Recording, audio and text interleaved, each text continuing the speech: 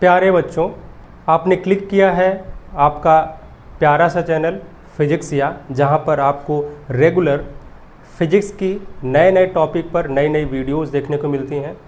और फिलहाल हम क्लास 12 की फ़िज़िक्स स्टार्ट किए हैं, जिसमें क्लास 12 का जो फिज़िक्स का पहला चैप्टर है इलेक्ट्रिक चार्जेस एंड फील्ड, इसको कंप्लीट कर लिया हमने। टॉपिक वाइज कंप्लीट किया है, एक एक टॉपिक पर एक एक वीडियोज़ हैं। आप जो है चैनल पर जा कर के क्लिक करके उसको देख सकते हैं और पूरा एक्सप्लेन करके उसके बेसिक के साथ और जो एडवांस लेवल का जो उसमें कॉन्सेप्ट होता है सब कुछ उसमें देखने को मिलेगा आपको। और आज हम जो है स्टार्ट कर रहे हैं इसी क्लास 12 की फिजिक्स का सेकंड चैप्टर, जिसका नाम है इलेक्ट्रोस्टैटिक पोटेंशियल एंड कैपेसिटेंस। इस चैप्टर में सबसे पहले हमको पढ़ना है पोटेंशियल डिफरेंस। इससे पहले आपको ये बता दें कि आप अगर कोई डाउट हो, जो भी हम यहाँ पर वीडियोज़ आपके लिए प्रोवाइड करते हैं, जो अपलोड करते हैं, उसके कॉन्सेप्ट में उसको समझने में कोई प्रॉब्लम हो रही हो तो आप जो है कमेंट कर सकते हो, कमेंट बॉक्स में कमेंट कर सकते हो कि सर यहाँ पर कोई प्रॉब्लम हो रही है, और फिर हम उस ज़रूर जो है एक्सप्लेनेशन उसको देंगे एक नए वीडियोज़ में। लेकिन ध्यान ये रखना है कि इस बार जो क्लास 12 आपका है काफ़ी सीरियसली इस चीज़ को लेना है। क्लास 11th में आपने थोड़ा बहुत मस्ती ज़्यादा कर ली, लेकिन यहाँ क्लास 12th में आपको सीरियसली रहना होगा, क्योंकि अब टाइम बहुत कम है और फिजिक्स का सिलेबस बहुत ज़्यादा है। और इसमें 2 किताबें हैं, 2 बुक्स हैं, फर्स्ट पार्ट और सेकेंड पार्ट। फर्स्ट पार्ट में आपका जो ट्रेडिशनल जो टॉपिक्स हैं, चैप्टर्स हैं, वो हैं, और सेकेंड पार्ट में आपको मॉडर्न फिजिक्स जिसे कहते हैं, मॉडर्न फिजिक्स से रिलेटेड टॉपिक्स सब मिलेंगे आपको। तो अगर हम जितना जल्दी हो सके उतना जल्दी अगर सीरियस हो जाएंगे तो हम पूरा जो सिलेबस है उसे ख़त्म कर पाएंगे। अदरवाइज़ क्या होगा कि लास्ट टाइम एग्ज़ाम के टाइम में आप ये सोचते हो कि हाँ भाई लास्ट टाइम में पढ़ लेंगे और फिर जो है हमारा बोर्ड हो जाएगा, तो ऐसा बिल्कुल संभव नहीं है, क्योंकि चैप्टर बड़े बड़े हैं और जो सिलेबस है वो काफ़ी बड़ा है। इसको जितना जल्दी शुरू करोगे आप, छुट्टियों में जो छुट्टी मिली है अभी जो समर वैकेशन है, इसमें बच्चे जो है थोड़ा मस्ती कर रहे हैं, लेकिन इसमें अगर आप थोड़ा सा एक अपना मार्जिन बना लोगे कि हाँ भाई इसमें 1-2 चैप्टर ख़त्म कर लिया हमने, इन छुट्टियों में 2 चैप्टर 3 चैप्टर हमने ख़त्म कर लिया, तो काफ़ी प्लस पॉइंट रहेगा एग्ज़ाम के पॉइंट ऑफ व्यू से, और आपके कॉन्फिडेंस लेवल को भी ये बढ़ाएगा कि हमने तो जो है 4-5 चैप्टर जो भी है वो हमने पहले से पढ़े हुए हैं। अगर कोई टीचर स्कूल में हमको ये पढ़ाते हैं तो ये चीज़ हमें रिवाइज़ होगी और ऐसा नहीं लगेगा हमें कि हमने ये पहली बार पढ़ रहे हैं। तो ये फ़ायदा होगा आप सबको, और फिर आगे के जो चैप्टर्स हैं उस पर आप जो है फोकस कर पाओगे। और जितना जल्दी आप जो है सिलेबस को कंप्लीट करोगे उतना जल्दी आपके लिए फ़ायदा होगा, क्योंकि तब आपको जो है पूरा प्रिपरेशन करने के लिए, एग्ज़ाम के प्रिपरेशन के लिए पूरा समय बचेगा। तो बिल्कुल जो है सीरियस हो जाओ, और 11th का जो मौज मस्ती था उसको छोड़ करके 12th का जो सिनेरियो है उसके पैटर्न पर आ जाओ, उसके हिसाब से चलो। पहला जो टॉपिक है सेकंड चैप्टर जो आपका फिजिक्स क्लास 12 की फिजिक्स है, उसमें पोटेंशियल डिफरेंस है और इलेक्ट्रिक पोटेंशियल भी आज हम यहाँ एक्सप्लेन करेंगे। 2 बातें यहाँ एक्सप्लेन करेंगे, बिल्कुल बेसिक है, स्टार्टिंग है, इस वजह से ज़्यादा टॉपिक हमने इस वीडियो में लिया नहीं है। सिर्फ आपको 2 टॉपिक समझाएंगे, पोटेंशियल डिफरेंस और फिर इलेक्ट्रिक पोटेंशियल। दोनों एक दूसरे से रिलेटेड हैं। जानते हैं कि भाई कोई वर्क अगर हम किसी बॉडी पर करते हैं, वो वर्क जो है किसी बॉडी के अंदर एनर्जी के फॉर्म में स्टोर हो जाता है, और वर्क करने की जो कैपेबिलिटी होती है, जो क्षमता होती है, जो रेट होता है, उसे पावर कहते हैं। ये सभी जानते हैं, मैकेनिक्स में पढ़े हुए हैं। लेकिन यहाँ जो पोटेंशियल डिफरेंस है वो बिल्कुल इसके नाम पर जो जाना है, सबसे पहले तो हम नाम को ही उठाते हैं, जो नाम दिया गया है पोटेंशियल डिफरेंस। डिफरेंस का मतलब अंतर, और पोटेंशियल का मतलब आप सब जानते हैं कि पोटेंशियल का मतलब होता है किसी काम को करने की क्षमता, यानी कि किसी काम को करने की कैपेबिलिटी। जैसे मान लीजिए आप जिम जाते हो, तो जिम में आप बहुत ज़्यादा वज़न उठाते हो, तो उस समय कहा जाता है कि आपका जो पोटेंशियल है वो ज़्यादा है, आप ज़्यादा वज़न उठा सकते हो क्योंकि आपने ज़्यादा वज़न उठाने की प्रैक्टिस की हुई है। पोटेंशियल है उसका मतलब है कि भाई वर्क करने की जो क्षमता है, जो कैपेबिलिटी है, उसे पोटेंशियल कहेंगे। और यहाँ इलेक्ट्रिक पोटेंशियल की बात हो रही है, तो इलेक्ट्रिक पोटेंशियल का मतलब ये हो गया कि इलेक्ट्रोस्टैटिक पोटेंशियल इसका दूसरा नाम भी है। इलेक्ट्रोस्टैटिक में जब भी हम बात करते हैं तो हमेशा एक चार्ज की बात करते हैं, और वो चार्ज हमेशा रेस्ट में रहता है, वो मोशन में नहीं रहता, मूवमेंट नहीं करता है। उस चार्ज की वजह से इलेक्ट्रिक फील्ड हम पढ़ चुके हैं, फोर्स पढ़ चुके हैं, बहुत सारी चीज़ें पढ़ चुके हैं। 2-2 चार्ज को मिला करके डायपोल भी हमने पढ़ा है, डायपोल की वजह से इलेक्ट्रिक फील्ड भी हमने पढ़ी है, ये सब कुछ पढ़ा हुआ है। लेकिन उसी चार्ज की वजह से आज हम पोटेंशियल भी पढ़ेंगे। इलेक्ट्रोस्टैटिक पोटेंशियल का मतलब एक चार्ज को हम लेंगे यहाँ पर, और पोटेंशियल का मतलब समझ ही रहे हो, किसी काम को करने की जो कैपेबिलिटी है उसे कहेंगे। तो सबसे पहले इसका नाम है इलेक्ट्रोस्टैटिक पोटेंशियल। पूरा नाम है इलेक्ट्रोस्टैटिक पोटेंशियल। तो इलेक्ट्रोस्टैटिक की बात आ गई तो फटाक से एक सबसे पहले बिना कुछ सोचे समझे हम क्या करेंगे, एक चार्ज ले लेंगे। सपोज दैट ये चार्ज Q है, और अगर हमने एक चार्ज ले लिया, उसको हमने क्या कर दिया है, फिक्स कर दिया है किसी एक पॉइंट पर, इसको इधर से उधर मूव नहीं करा रहे हैं, ये अपने से मूव भी नहीं कर रहा है, तो भाई होगा क्या, ये अपने सराउंडिंग में एक इलेक्ट्रिक फील्ड का प्रोडक्शन करेगा, इलेक्ट्रिक फील्ड जनरेट करेगा। और हमने क्या किया है कि एक लाइन पर हमने 2 पॉइंट ले लिया है। ये पॉइंट हम इलेक्ट्रिक पोटेंशियल और पोटेंशियल डिफरेंस कैलकुलेट करने के लिए यूज़ करेंगे। देखिए 2 पॉइंट हमने लिया है, और ये पॉइंट, दोनों जो पॉइंट हैं ये इस चार्ज के सराउंडिंग में है।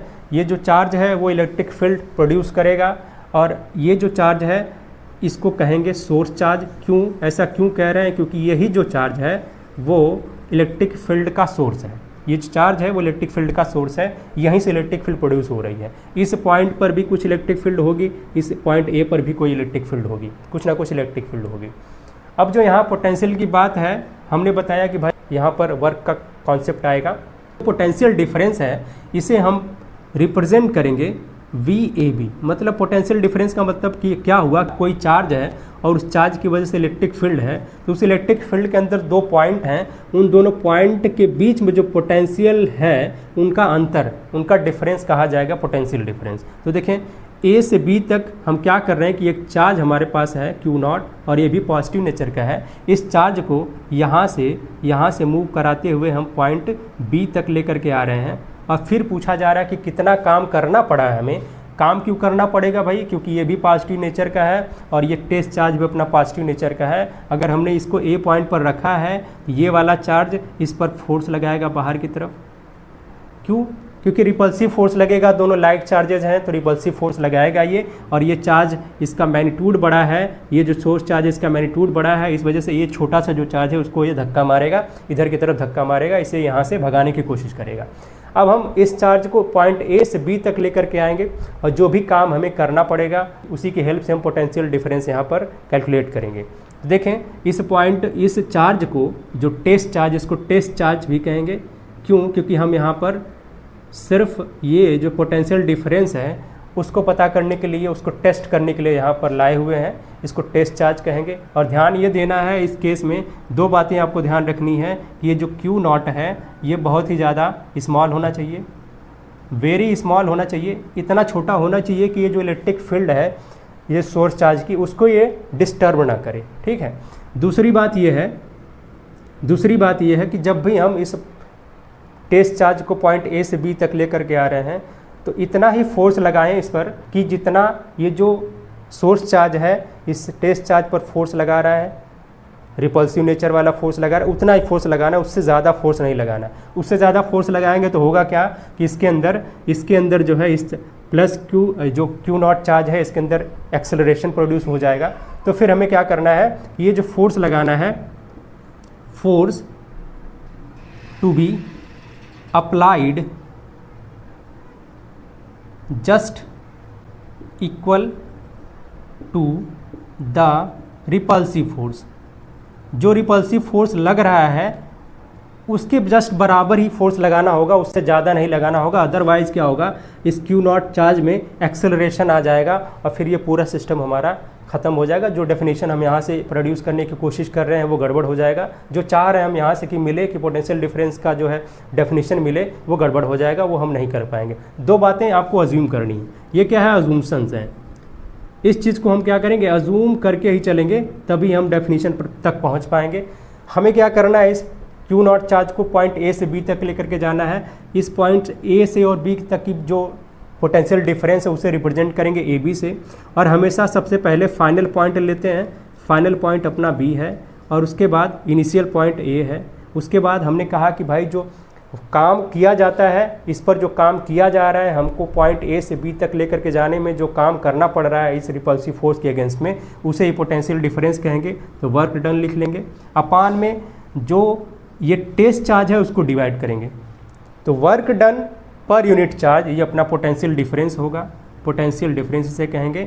मतलब इसकी डेफिनीशन पर आएँ, डेफिनीशन तो क्या होगा, the work done per unit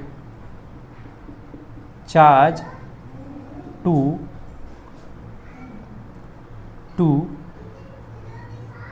bring a charge from a point to another point in the electric field. जो इस सोर्स चार्ज की इलेक्ट्रिक फील्ड है उसके अंदर में हम एक पॉइंट से दूसरे पॉइंट तक लेकर के जा रहे हैं किसी टेस्ट चार्ज को, तो जो पर यूनिट हमें वर्क डन करना पड़ रहा है उसे कहेंगे पोटेंशियल डिफरेंस। ये हो गया पोटेंशियल डिफरेंस। पोटेंशियल डिफरेंस हमने समझ लिया कि भाई किसी सोर्स चार्ज की वजह से जो इलेक्ट्रिक फील्ड है उस इलेक्ट्रिक फील्ड के अंदर में दो पॉइंट हैं, दोनों पॉइंट के बीच का जो पोटेंशियल डिफरेंस होगा उसे कहेंगे पोटेंशियल डिफरेंस। और ये जो पोटेंशियल डिफरेंस आएगा वो है क्या, work done per unit charge है। जो भी काम करना पड़ रहा है हमें इस फोर्स के, रिपल्सिव फोर्स के अगेंस्ट में वो, और जो चार्ज को हम लेकर के जा रहे हैं उससे डिवाइड कर देंगे, ये हो गया work done per unit charge. इसे कहेंगे पोटेंशियल डिफरेंस, इन दोनों पॉइंट के बीच का पोटेंशियल डिफरेंस। तो हमारे पास एक बात ये क्लियर है कि अगर कोई पॉइंट P है, कोई पॉइंट है any point in the electric field, कोई पॉइंट अगर इलेक्ट्रिक फील्ड में है तो उसकी दो खास बातें क्या है कि भाई उस पॉइंट पर फील्ड होगा अपना, ठीक है, उस पॉइंट की फील्ड होगी और उस पॉइंट का पोटेंशियल भी होगा। ये दो बातें क्लियर हैं, फील्ड होगी और पोटेंशियल होगा। तो किसी पॉइंट की जो किसी इलेक्ट्रिक फील्ड में है उसकी दो खास बातें होती हैं, दो कैरेक्टरिस्टिक प्रॉपर्टी होती हैं, फील्ड और पोटेंशियल। तो हम पोटेंशियल डिफरेंस पढ़ चुके हैं, अब आते हैं पोटेंशियल की बात करते हैं। पोटेंशियल भी बिल्कुल इसी से रिलेटेड है। और पोटेंशियल के लिए करना क्या होगा, हमें एक छोटा सा यहाँ पर मॉडिफिकेशन करना होगा। ये जो पॉइंट A है इसे उठा करके लेकर के जाएंगे इन्फिनिटी पर लेकर के जाएंगे, पॉइंट A को इन्फिनिटी पर लेकर के जाएंगे, ठीक है।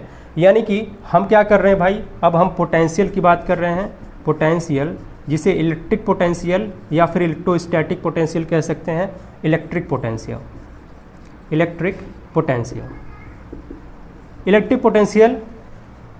उसे कहते हैं, किस चीज़ को कहेंगे भाई, कि अगर हमने कोई टेस्ट चार्ज है, Q0 चार्ज है और उसको इन्फिनिटी से इस पॉइंट B तक लेकर के आएंगे तो जो काम करना पड़ेगा पर यूनिट चार्ज में उसे कहेंगे पोटेंशियल, इलेक्ट्रिक पोटेंशियल या इलेक्ट्रोस्टैटिक पोटेंशियल। बस इतनी सी बात है। मतलब A को हमें इन्फिनिटी पर लेकर के जाना है, वो पॉइंट इन्फिनिटी पर है, वहाँ से इस टेस्ट चार्ज को लेकर के आ रहे हैं पॉइंट B तक, जो भी काम करना पड़ेगा पर यूनिट चार्ज उसे कहेंगे पोटेंशियल, इलेक्ट्रिक पोटेंशियल या इलेक्ट्रोस्टैटिक पोटेंशियल, ठीक है। तो अब देखें हमने क्या करना है, VA को इन्फिनिटी पर मान लेना है और VA जो इन्फिनिटी पर मानेंगे, जो A पॉइंट हम इन्फिनिटी पर माने हैं तो वहाँ पर जो VA होगा वो 0 होगा, ठीक है।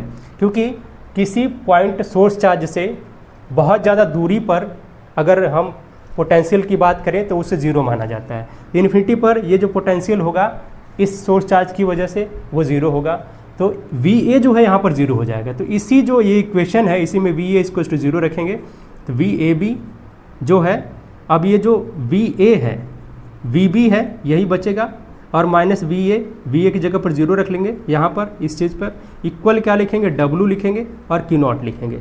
इतना क्लियर है। अब ये 0 लिख दिया हमने, 0 का कोई मतलब है, कोई मतलब नहीं है। ये जो पोटेंशियल होगा यहाँ पर वो होगा क्या, W/Q0 होगा, ठीक है। मतलब ये जो पोटेंशियल की अगर डेफिनेशन की बात करें तो होगा क्या, to bring a charge from infinity to a point in an electric field,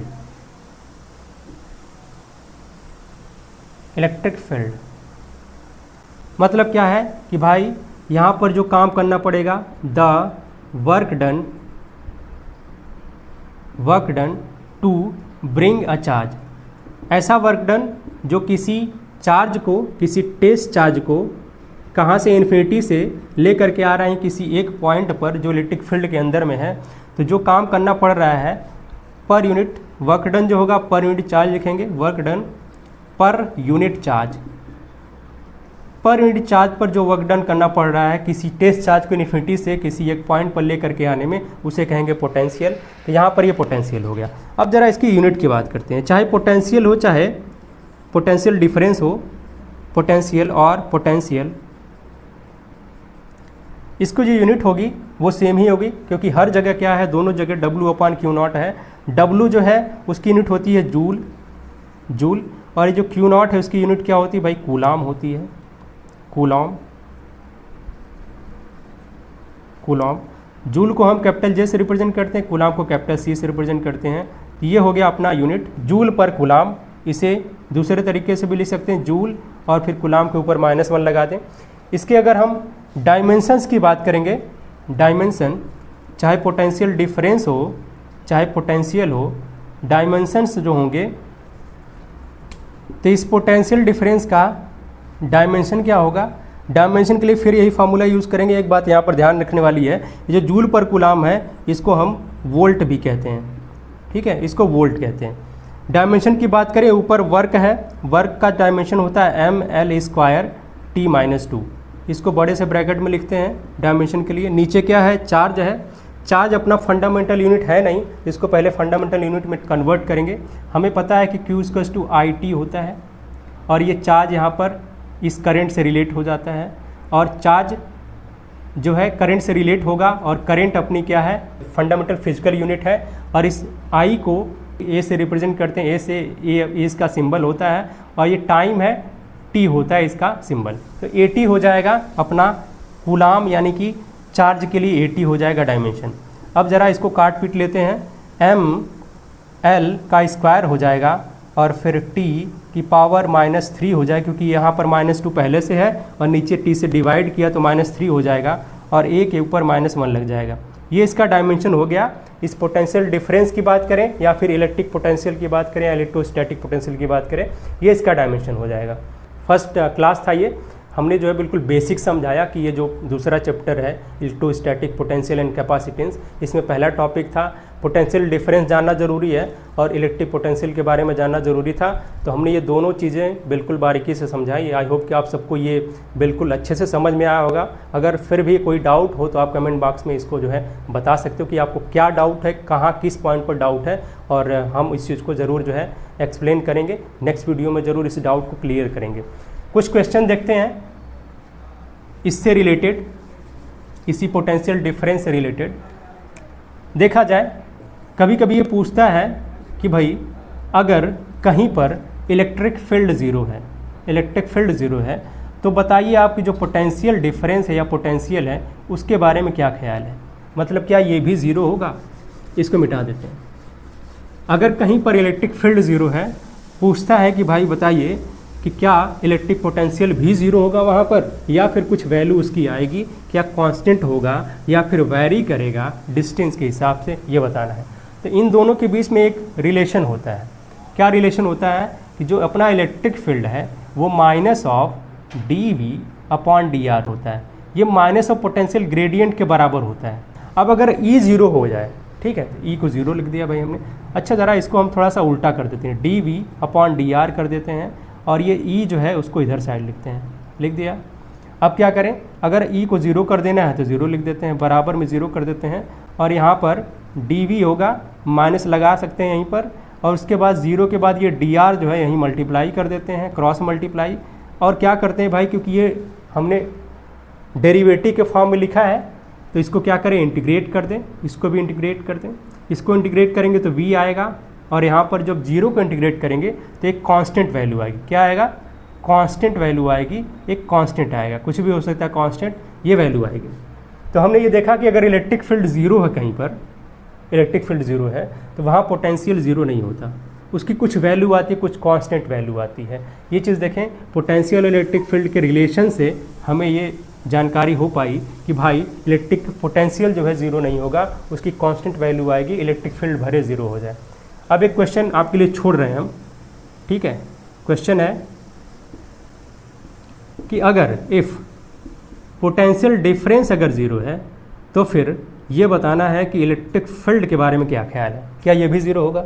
और एग्जाम्पल भी बताना है आपको कि बताइए कि ये कहाँ पर ऐसा हो सकता है कि जहाँ पर पोटेंशियल ज़ीरो हो और इलेक्ट्रिक फील्ड ज़ीरो ना हो। अगर पोटेंशियल ज़ीरो है तो इलेक्ट्रिक फील्ड ज़ीरो होगा या नहीं होगा, या कांस्टेंट होगा या वेरी करेगा, ये चीज़ बताना है। इस चीज़ को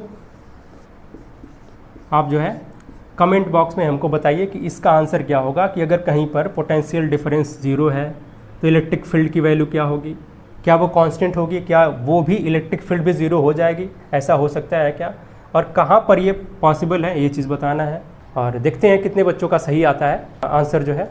ये था आज का पूरा डिस्कशन, और फिर मिलते हैं एक नए टॉपिक के साथ। इसका जो नेक्स्ट टॉपिक है उसको लेकर के आएंगे एक नई वीडियो में।